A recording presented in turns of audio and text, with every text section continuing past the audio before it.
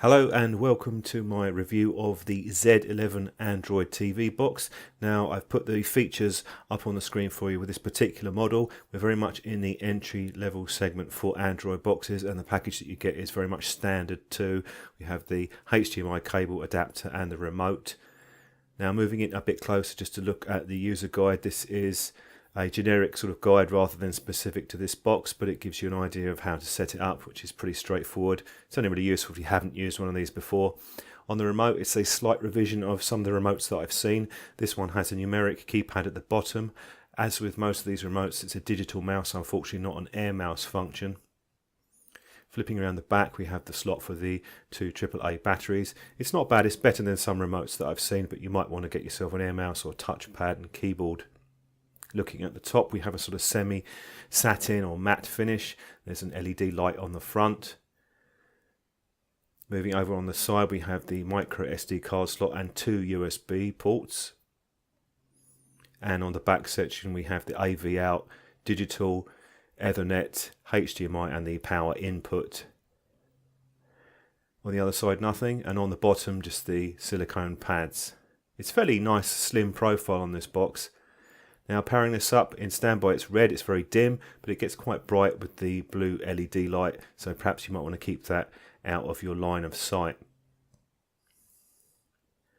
Just booting up the box now, and we can see the main menu screen here. This is the fairly familiar media box type, and it's quite standard, it's reasonably usable. It doesn't have a shortcut for Kodi, but you can add shortcuts along the bottom. For some reason the left hand box is just online video. You can add the shortcut for Kodi in there. Going into the settings, we're on Android 6.0. These are quite easy to navigate. You won't see the actual Android menus unless you delve deeper into the settings. You have about 3.5 gig free. One nice feature is the power key definition, where you can get it to shut down instead of suspending. I tend to use it in the shutdown because I find it's easier just to completely boot it down rather than standby. On to Kodi now, not quite the latest version. However, we do have quite a lot of streams added, and that includes the music and the video sections. So if you're someone that likes a lot of streams with Kodi, this box has as many as I've seen in an Android box to date. Just flicking through some of them now to show you. And on some of the music ones. Now if you want to install more, there is a very easy way to do that. You can just go into the add-on installer here, and it lists them out in categories, and then you just pick the one category that you want, and then it will give you more of the streams to add. Now of course you can add your own streams to this if you want. This is just making it easier to do, so that's fairly straightforward, and I'm quite impressed with the number of streams on this. You probably won't even use half of them.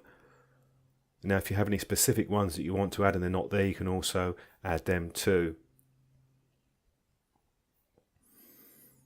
One nice feature is the navigation bar at the bottom, and it does come back on this one. Particularly useful for shutting down apps as well. There wasn't a memory tool management app included in this, but you could download your own one. Now running some benchmarks, we're on Geekbench, S905X chipset, so we're expecting a score which we get about 1629, so that's about in line with the expectations for the quad-core processor. It's reasonably nippy. Now this is a 3D bench that I run.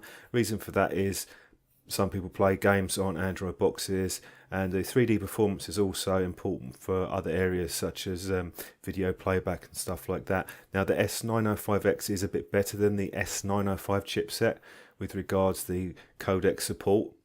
We can see here we've got an average frame rate of 22.6, which is quite good for an entry-level box. Now one thing I did note on the Wi-Fi test, the speeds are a little bit slower, down to about 15.1 for the download. I'd expect maybe 25, slightly higher. I didn't have any problems with the streaming though. Now a quick summary for me overall.